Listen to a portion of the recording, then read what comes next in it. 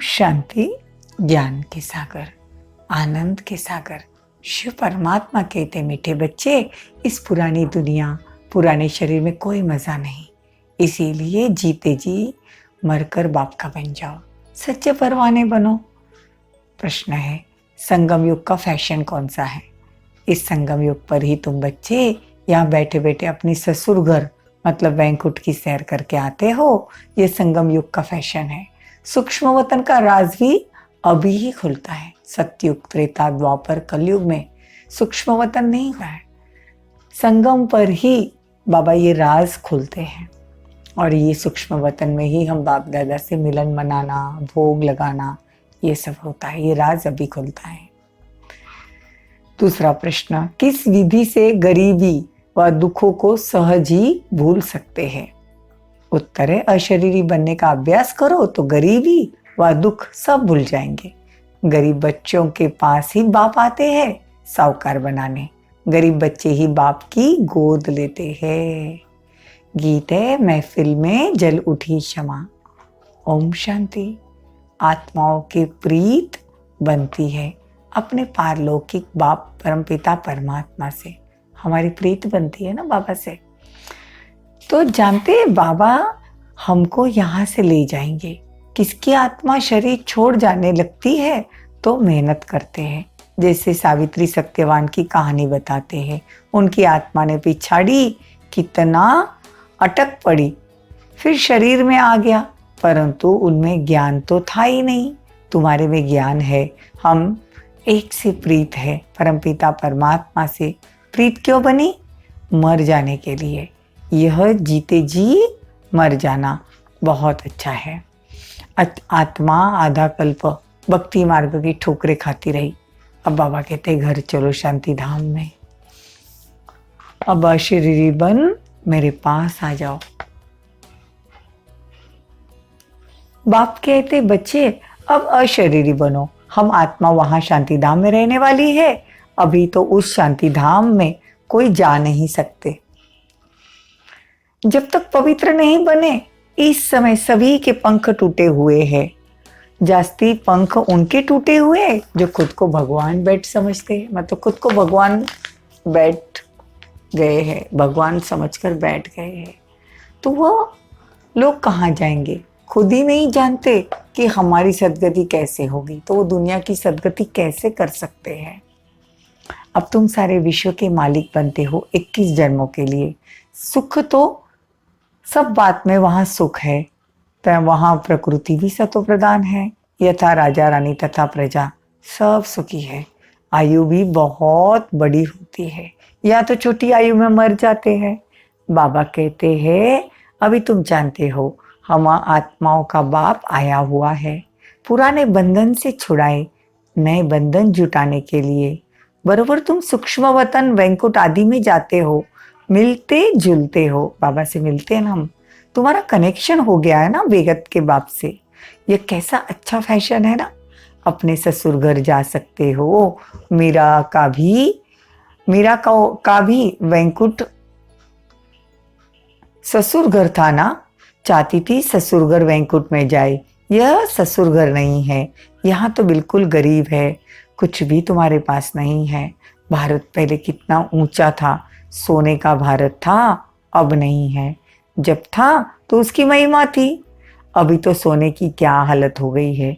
जेवर आदि भी सब लेते हैं, बेचारे छिपा कर रखते कि डाकू लूट न जाए। वहां तो बेशुमार सोना होगा। निशानियां भी लगी हुई है ना, सोमनाथ के मंदिर में निशानियां हैं। मणियां आदि कब्रों से मुसलमानों ने जाकर लगा दी। अंग्रेज लोग भी बहुत लूट कर गए। तो देखो बाबा कहते हैं कि अभी तो देखो रात्रि हो गई है ना। कृष्ण को रात्रि का जन्म दिखाते हैं। बाबा कहते, कृष्ण थोड़ी रात को जन्मा, और जन्मा तो भी क्या है, लेकिन रात्रि तो शिव की मनाई जाती है। इसमें रखा ही क्या है? रात्रि कृष्ण की मनाना वास्तव में रॉन्ग है। रात्रि है ही शिव की, परंतु यह है बेहद की बात, और है भी शिव भगवान वाच। भगवान ने खुद कहा है, भगवान वाच। उन्होंने शिव को भूल कृष्ण की रात्रि लिख दी। अब रात्रि पूरी हो तब तो दिन शुरू हो ना। इसीलिए कहते ब्रह्मा का दिन, ब्रह्मा की रात।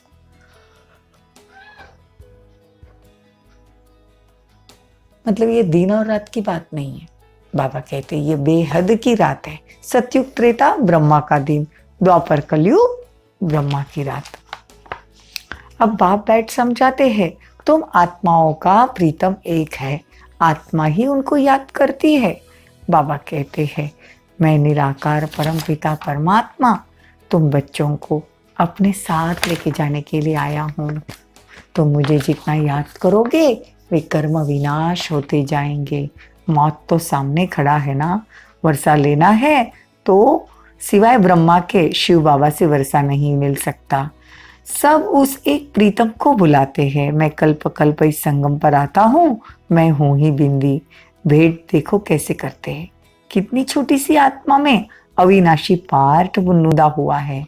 इसको कहते हैं कुदरत। अच्छा, मीठे मीठे सिकिलदे बच्चों प्रति माता पिता बाप दादा का याद प्यार और गुड मॉर्निंग।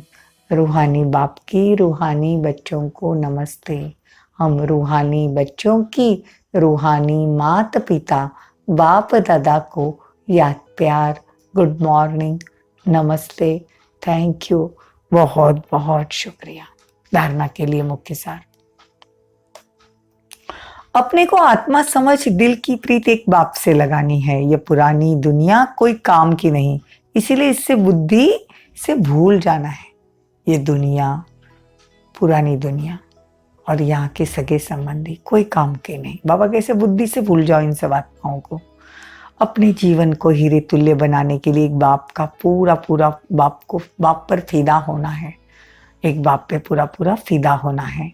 मेरा तो एक बाबा, दूसरा न कोई, ये पाठ पक्का करना है। वरदान, समस्याओं के पहाड़ को उड़ती कला से पार करने वाले तीव्र पुरुषार्थी भव। समस्याओं के पहाड़ को उड़ती कला से पार करने वाले तीव्र पुरुषार्थी भव। अगर कोई समस्या आ जाती पहाड़ जैसी, तो पहाड़ को कहाँ हटाते बैठेंगे। बाबा कहते पहाड़ के ऊपर से उड़कर अपनी समस्याओं को पार कर लो। मतलब उड़ती कला का अनुभव करो। उस प्रॉब्लम को सॉल्व करते बैठने के बदले खुद को फरिश्ता या आत्मा समझकर उस चीज को पार करना है। जैसे समय की रफ्तार तीव्र गति से आगे बढ़ रही है, समय कभी रुकता नहीं या उसको कोई रोक नहीं सकता। कोई रोकना भी चाहे तो भी नहीं रुकेगा। समय तो रचना है, आप तो रचयिता हो। इसलिए कैसी भी परिस्थिति अथवा समस्याओं के पहाड़ भी आ जाए तो उड़ने वाले कभी रुकेंगे नहीं।